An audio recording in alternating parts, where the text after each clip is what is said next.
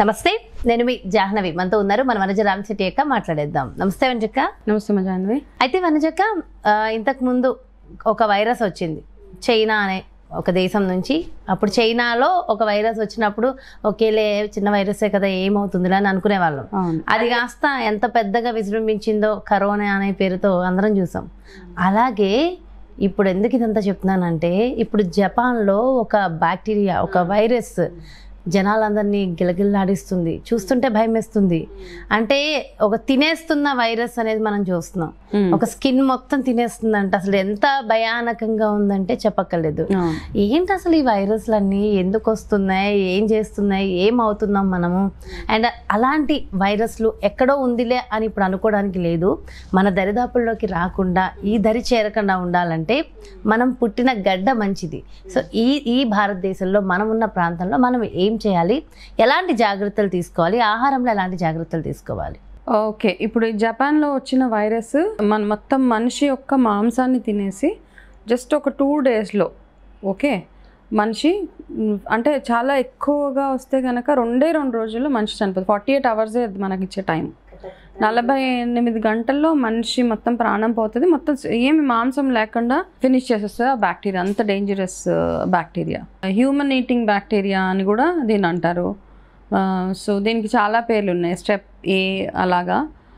So ఈ bacteria first and foremost ఏంటంటే, first ఇది జపాన్లో ఉన్నది. చైనా, జపాన్ ఇవన్నీ ఏషియా కాంటినెంట్లోనే, మన కాంటినెంట్లోనే ఉన్నాయి ఒకటి. అయితే జపాన్లో ఈ వైరస్ ఇంతకుముందు కూడా ఉంది, కాకపోతే బాగా కంట్రోల్ చేశారు. అది పెద్ద హార్డ్లీ 1 ఎక్కడో ఒక కేసు అలాగా. కానీ ఈ సంవత్సరము చాలా ఎక్కువ cases, more than 1000 cases already report అయినాయి. ఆ 1000 రిపోర్టింగ్లో డెత్ రేట్ కూడా ఐ థింక్ ఆల్మోస్ట్ 10%. అందులో 77 మంది ఎంతమంది చనిపోయారు. కంట్రోల్ చేయొచ్చు అంటే సిమ్టమ్స్ వాళ్ళకి తెలుస్తుంది. ఏంటి, థ్రోట్లో ఏదో ఇన్ఫెక్షన్ లాగా అయ్యి దానికి ఉండే సిమ్టమ్స్ దానికి ఉన్నాయి. వెంటనే కొంచెం వామిటింగ్ సెన్సేషన్ రావడం, థ్రోట్లో ఇన్ఫెక్షన్, లేకపోతే టాన్సిల్స్ ఇట్లా లావ్ అయిపోవడం. ఇట్లా అంటే ఎన్ని డేస్ ముందు ఉంటుంది అది? ఇప్పుడు అంటే మనం ఆ వైరస్ గురించి మాట్లాడుకోవడం వరకే. ఇక్కడ లేదు ఆ వైరస్, రాదు కూడా. జస్ట్ అలర్ట్ చేయడం అంటే రాదు ఇన్ ది సెన్స్ ఇక్కడ లేదు ప్రస్తుతానికి ఆ వైరస్ లేదు. ఎందుకంటే అక్కడ ఆల్రెడీ ఉంది, దాన్ని చాలా చాలా కంట్రోల్ చేస్తుంది అక్కడ గవర్నమెంట్. ఆ కంట్రోల్ చేశారు, కానీ ఎందుకునో ఎక్కడో ఏదో మిస్ అయ్యి ఈసారి ఎక్కువగా కేసెస్ దాన్ని రిపోర్ట్ అవుతున్నాయి. సో ఏంటంటే ఇది మనకి రాలేదు కాబట్టి అది కూడా ఆ వైరస్ ఎందుకు వస్తుంది అంటే బ్లడ్ ద్వారా వస్తుంది. ఆ వైరస్ కూడా బ్లడ్ స్ట్రీమ్స్ ద్వారా.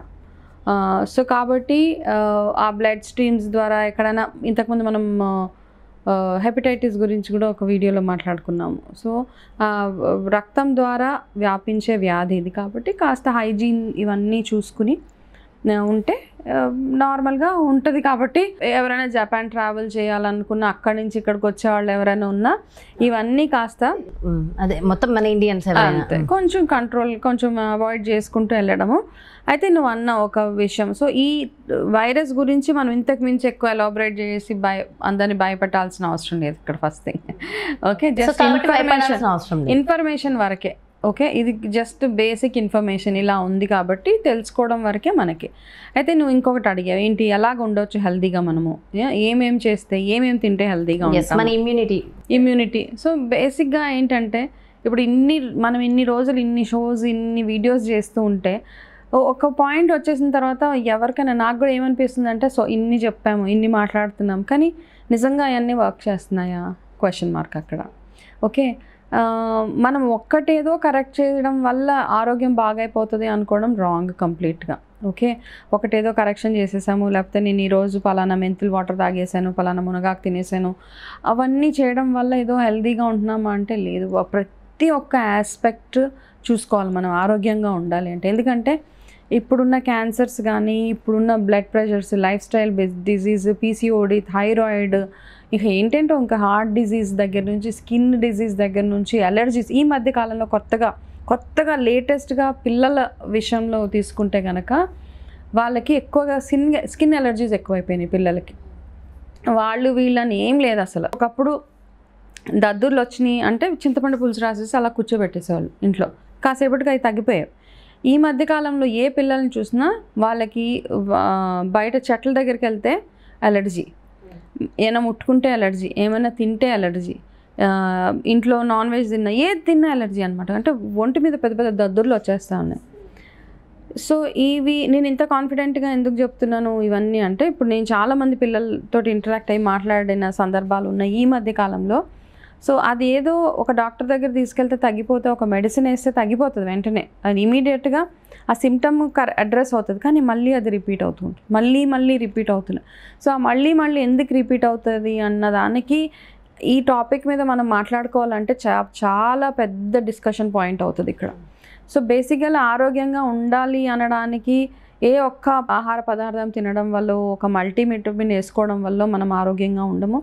మీ ఇంట్లో ఉన్న ప్రతి ఒక్క వస్తువు, వాతావరణము, ఇంట్లో వాడే ప్రతి ఒక్క ఏవైతే ఉన్నాయో మన తినుబండారాలు అంటాము, లేకపోతే పల్సెస్ కానీ గ్రెయిన్స్ కానీ ఏదైనా కానీ మనం తెచ్చిపెట్టుకునే ఆహారం ఆర్గానిక్ అని తెచ్చుకుంటాం. అది ఎంత ఆర్గానికో మనకు తెలియదు. కాబట్టి మ్యాక్సిమం మనం తినే ప్రతి ఒక్కటి ఇంట్లో తినేలాగా చూసుకోవడం. పిల్లలకి ఎందుకు ఇవన్నీ ఈ బాడీలో టాక్సిటీ ఎక్కువైపోతుంది అనమాట. ఎందుకంటే వాళ్ళు బయట తినే ఆహారం వల్ల, బ్రెడ్, మయోనీస్, చీజ్ ఇవన్నీ ఎక్కువగా తినడం వల్ల, ఫ్రోజన్ ఫుడ్స్ ఎక్కువ తినడం వల్ల పిల్లల్లో టాక్సిన్స్ ఎక్కువ పెరిగిపోయి ఏ ఒక్కటి తిన్నా దానివల్ల వాళ్ళకి దద్దుర్లు వచ్చేస్తున్నాయి. మనము అలా చేసినప్పుడు పిల్లలకి పాపం నిజంగా ఆరోగ్యమైన ఆహారం కూడా మానేయాల్సిన పరిస్థితి వస్తుందన్నమాట.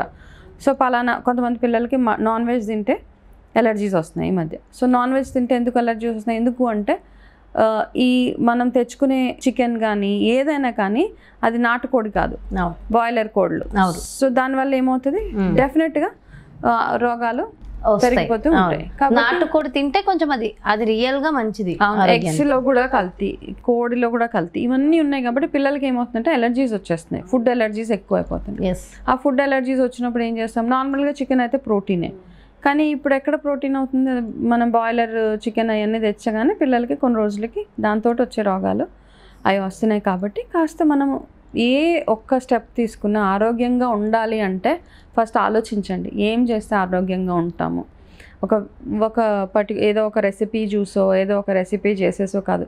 ఆరోగ్యం అన్నది ప్రతిరోజు ప్రతి నిమిషం, అంటే పొద్దున్న మనం ఉదయం లేచి తాగే మంచినీళ్ళ దగ్గర నుంచి రాత్రి నిద్రపోయే ముందు వరకు మనం ఏమేమైతే తింటామో అవన్నీ మ్యాటర్ అవుతాయి అన్నమాట. ఫుడ్ జర్నలింగ్ అని ఒకటి ఉంటుంది. నార్మల్గా నిజంగా ఆరోగ్యం, పిల్లల ఆరోగ్యము, మీ ఫ్యామిలీ ఆరోగ్యం బాగుండాలి అనుకున్న వాళ్ళు ఫుడ్ జర్నలింగ్ చేస్తూ ఉండండి. అంటే ఏం తిన్నాం మేము, ఆ తిన్న వాటిలో 15 రోజుల తర్వాత పిల్లలతో పాటు కూర్చొని ఇందులో మీరు ఎంత పోషకమైన ఆహారం తిన్నారు, ఎంత న్యూట్రిషియస్ ఫుడ్, ఎంత హెల్దీ ఫుడ్ తిన్నారు అన్నది ఒక్కసారి టిక్ చేసుకొని, అందులో అన్హెల్దీ ఫుడ్స్ ఎన్ని తిన్నారు అన్నది చూసుకుంటే అట్లీస్ట్ పిల్లలకి అవగాహన పెరుగుతుంది. ఇప్పుడు నువ్వు చెప్పావు ఇందాక మనం మాట్లాడుతుంటే, మీ బాబు పానీపూరి అంటే వద్దు అంటున్నాడు, ఎందుకంటే వాడు మైండ్లో అది ఫిక్స్ అయిపోయింది. అన్హెల్దీ, అది పానీపూరి తింటే కలరా వస్తుంది, అవన్నీ చూస్తాం, ఆ బాధలు చూస్తున్నారు. కాబట్టి పిల్లలకి అలాంటి అవగాహన మనం కల్పిస్తేనే వస్తుంది. ఓకే, పిల్లలంటే ఎమోషన్, వాళ్ళు అడిగింది కొనిచ్చేయాలన్న ఒక తపన అందరికీ ఉంటుంది. కాకపోతే ఇప్పుడు ఇదే కాకుండా ఇంకా చూడు, నేను ఈ మధ్య హెల్దీ అంటూ ఉంటాం, గవర్నమెంట్ కూడా కొంచెం దాని మీద ఫోకస్ చేయాలి. హెల్త్ అంటే ఏదో హాస్పిటల్స్ వెళ్ళిపోయి గవర్నమెంట్ హాస్పిటల్స్కి వెళ్ళలేము, ఏదో హాస్పిటల్స్కి వెళ్ళిపోయి ఒకరోజు ఏదో విజిట్ చేసేసి ఆ రోజుకి మట్టుకు మీరు ఏదో చేసేసి వచ్చేస్తే కాదు. అక్కడ ఓవరాల్గా హెల్దీగా ఉండాలి అంటే ఫస్ట్ పాయింట్, నేను ఎప్పుడు కారు సిగ్నల్స్ దగ్గర పార్క్ చేసినా, కార్ డ్రైవ్ చేసుకుంటూ వెళ్ళినా నేను చూసేది ఫస్ట్ థింగ్ ఏంటంటే, ఆటో డ్రైవర్స్ కానీ క్యాబ్ డ్రైవర్స్ కానీ ఏం చేస్తారంటే ఫస్ట్ రోడ్ల మీద పాన్ పరాగులు తిని ఉమ్ములు ఊస్తూనే ఉంటారు కంటిన్యూస్గా. అసలు వెనకాల ఎవరు వస్తున్నారు, వెనకాల ఎవరు వెళ్తున్నారో వాళ్ళకి అవసరం లేదు. ఓకే, అదే పిల్లలు ఏం చేస్తారు, మన పిల్లలు మనము ఆ రోడ్ల మీదే నడుచుకుంటూ వెళ్తాం, అవే చెప్పులు ఇంట్లోకి తీసుకొస్తాం. మీరు ఊసే ఉమ్మిలో ఎంత బ్యాక్టీరియా ఉంటుంది అంటే ఇప్పుడు మనం అవన్నీ ఆలోచించమన్నమాట. అవన్నీ చూస్తున్నప్పుడు నాకు అనిపిస్తుంది, అసలు ఇంత మాట్లాడతాము, హైజీన్ అంటాము, లేకపోతే ఇంకొకటి అంటాము అంటే మనమే కదా దాన్ని అంతా స్ప్రెడ్ చేస్తున్నాం. ఉమ్మి ద్వారా వ్యాపించే వ్యాధులు ఎన్నో. ఓకే, స్పెషల్లీ రోడ్ల మీద ఊసేసి ఎక్కడ పడితే అక్కడ వెనకాల ఎవరు వస్తున్నారు ఎవరు లేదు ఇవన్నీ చూడం. అసలు బేసిక్ కంట్రోల్ అన్నది అక్కడి నుంచి రావాలి మనకి.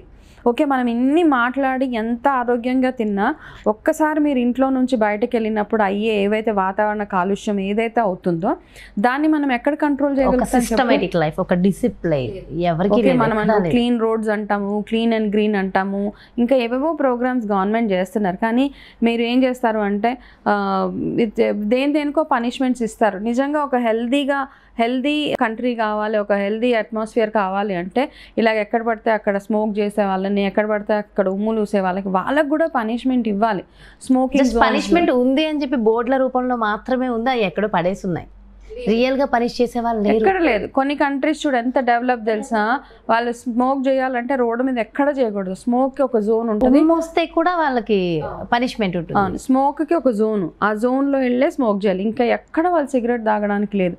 ఇక్కడ మన మెట్రోలో చూస్తే సిగరెట్లు తాగుతారు, బైక్ మీద సిగరెట్లు, కార్లో సిగరెట్లు, క్యాబ్ డ్రైవర్లు సిగరెట్, ఏంటిదంతా. సో ఇంత ఉన్నప్పుడు మనం ఎంత మాట్లాడి గొంతు చించుకున్నా ఆరోగ్యం అన్నది, వాతావరణం అన్నది, ఎన్విరాన్మెంట్ కాలుష్యం ఏదైతే ఉందో అది అవుతూనే ఉంటుంది. కొన్ని ఏరియాస్ ఉన్నాయి హైదరాబాద్లో. ఒక ఏరియా నాకు తెలుసు, ఇప్పుడు ఎలా ఉందో నాకు తెలియదు కానీ కొన్ని ఇయర్స్ బ్యాక్ అయితే ప్రగతి నగర్ అని చెప్పి కుకట్పల్లి దగ్గర ఉంటుంది. అది అసలు నో స్మోక్ జోన్. ఆ ఏరియాలో సిగరెట్ షాప్స్ ఎక్కడా ఉండవు. ఆ ఏరియాలో సిగరెట్ కాలిస్తే పనిష్ చేస్తారు. అసలు ఆ ఏరియాని ఎంత డిసిప్లైన్గా, మరి ఇప్పుడు ఎలా ఉందో నాకైతే తెలియదు. నేను ఒక 4-5 years బ్యాక్ నాకు తెలుసు, అలానే ఉండేది, చాలా డిసిప్లైన్గా ఉండదు ఆ ఏరియా. సో భలే అనిపిస్తుంది. సో అలా ఇష్టమైన వాళ్ళే ఎలా ఏరియాకు ఉంటారు అంటే మనము అట్లాంటి ఏరియాస్ అంటే అట్లాంటిది అంటే ఫస్ట్ ఆఫ్ ఆల్ గవర్నమెంటే కాకుండా మనం కూడా ప్రయత్నించాలి.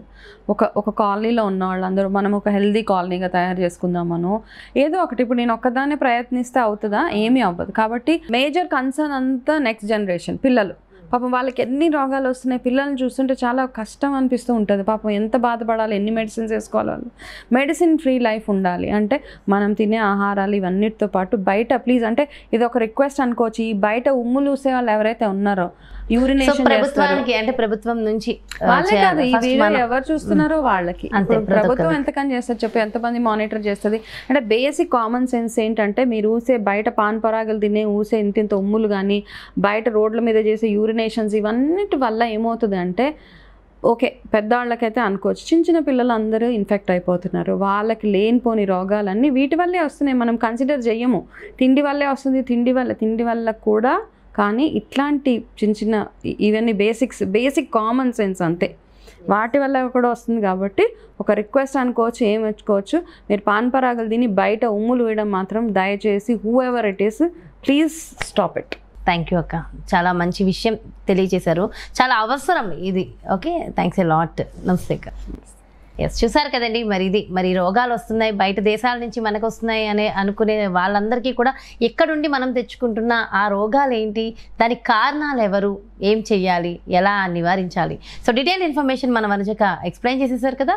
మరి బ్యూటిఫుల్ కాన్సెప్ట్తో మళ్ళీ మీ ముందుకు వచ్చేస్తాను. అలాగే మరి మీకు తగిన సరైన పోషకాహారం కావాలి, రైట్ డైట్ కావాలి, వనజక అపాయింట్మెంట్ కావాలి అనుకుంటే వెంటనే క్రింద డిస్ప్లే అవుతున్నటువంటి నెంబర్స్కి కాల్ చేయండి, అపాయింట్మెంట్ తీసుకోండి. నమస్తే.